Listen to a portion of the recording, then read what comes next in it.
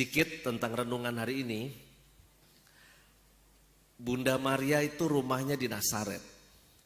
Elizabeth itu rumahnya di pegunungan Yehuda.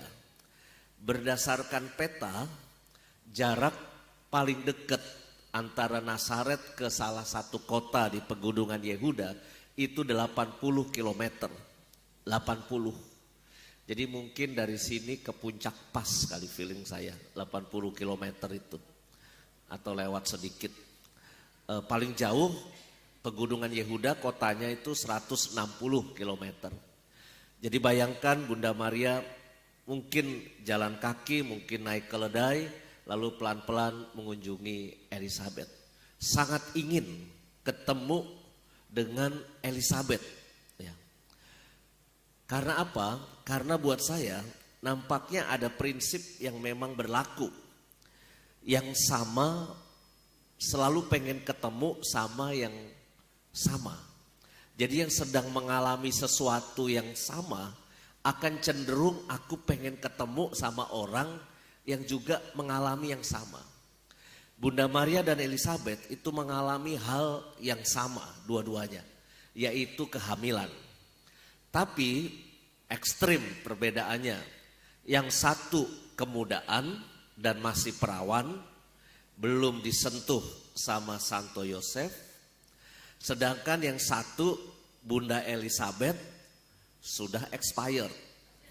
Pabriknya sudah tutup, sudah ketuaan. Bayangkan tiba-tiba di kalender kita dapat kabar Bu Parmi hamil misalnya ya. Pasti kan heboh, rambut sudah putih, ya secara biologis nggak mungkin hamil lagi, secara penampilan juga nggak ada yang naksir, ya kan? Kok tiba-tiba hamil? Pasti itu akan terjadi kehebohan. Yang satu kemudaan hamil dan mungkin akan dilempari batu karena siapa yang menghamili dia gitu. Yang satu juga ekstrim mengalami itu. Ya. Maka ada kerinduan buat ketemu. Ya. Dan saya kira ini hukum yang sama mengenal yang sama itu biasanya sering terjadi. Ya. Bapak saya putus sama tunangannya di kota Magelang. Ibu saya putus sama tunangannya di kota Solo. Kok ya ketemu di Jogja, curhat, nyetrum, pacaran. Nah maka ini kan cowok stres dari Magelang, cewek stres dari Solo karena putus cinta, curhatnya cocok karena sama-sama putus sama tunangannya. Yang sama mengenali yang sama. Yang hobi naik sepeda akan kumpul sama yang hobi naik sepeda. Bikin klub namanya goeser. Yang suka makan bakmi akan kumpul sama yang suka makan bakmi. Lalu wisata kuliner cari bakmi yang enak di mana. Anak-anak sekolah yang tukang nyontek kumpulnya juga sama yang tukang nyontek. Yang sama frekuensinya nyambung gitu.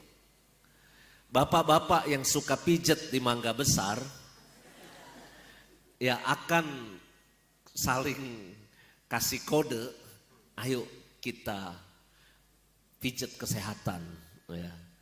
Karena apa? Yang sama itu mengenali yang sama. Maka saya kira hari ini dua pengalaman yang sama, yaitu mendapat mukjizat dari Tuhan, sama-sama nggak ngerti, tapi mereka sangat sadar ini berkat dari Tuhan. Ya. Maka ketika ketemu melonjak kegirangan. Dua orang yang diberkati Tuhan, ya, kalau ketemu itu akan melonjak kegirangan. Ya. Maka saya kira saya mencoba membuat 4 kotak ya. Orang baik ketemu orang baik, hasilnya apa? Kebaikan.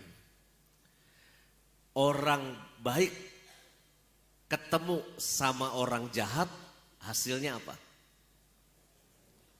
Adu kuat. Siapa yang lebih kuat?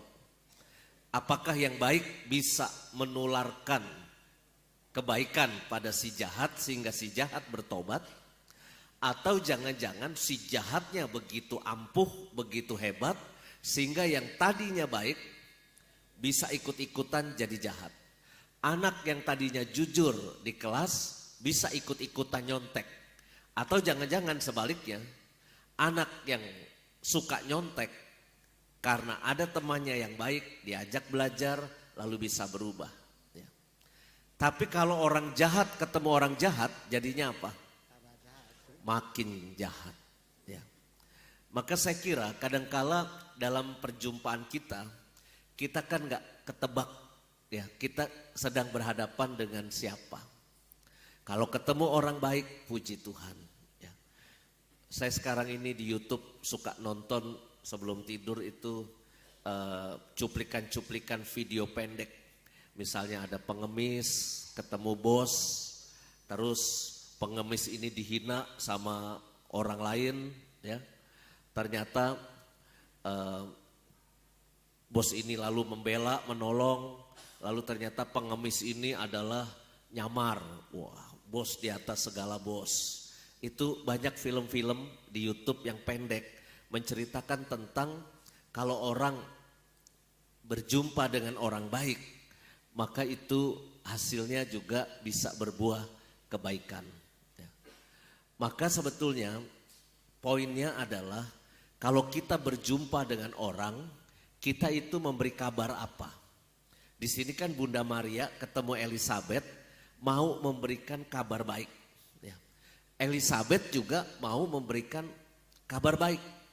Cuma kan kadangkala dunia ini nggak seindah itu. Kadangkala ada peristiwa-peristiwa hidup kita yang kita alami, ini kita sedang mendapat peristiwa buruk, peristiwa negatif, entah kabar kita sakit, entah kabar kita mungkin lagi susah, kabar kita sedang menderita, kita bisa mengalami itu. Tapi ketika kita mengalami itu, pasti sama-sama punya dorongan, kita pengen ketemu orang untuk cerita. Nah, maka saya kira refleksinya adalah dalam perjumpaan hidup kita lebih banyak membawa kabar baik atau kabar tidak baik kepada orang lain.